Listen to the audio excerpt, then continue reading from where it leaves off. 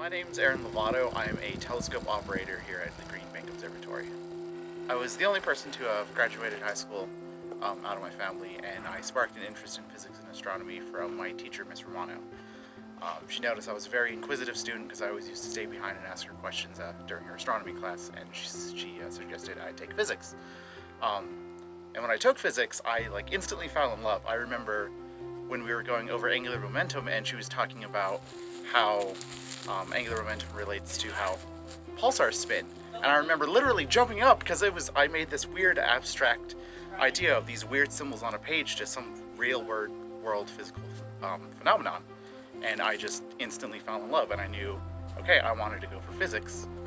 And one of my friends, Travis, was like, if you really like astronomy and physics, you should try astrophysics. And I was like, that's a thing? So my degree is physics with astro option, which is basically a full degree in physics with a minor in astrophysics and a minor in math. And I studied at the Institute of Mining Technology at New Mexico Tech.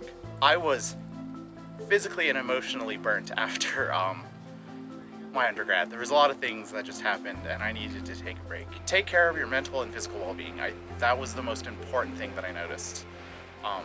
Because you can't get good grades if this isn't working or if this isn't working.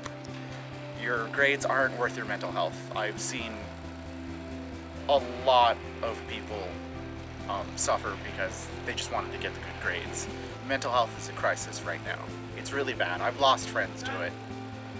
And you have to take care of yourself first. And professors understand that. There were weeks where my depression just took me out. I couldn't do anything. And I talked to my professors, and they worked with me.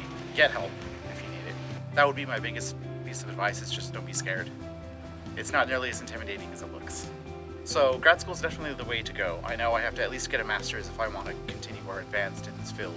So I'm applying and looking for programs in condensed matter and high energy physics, where I hope to study the weird, strange properties of something called quark-gluon plasma, which we suspect is in the internal structures of neutron stars.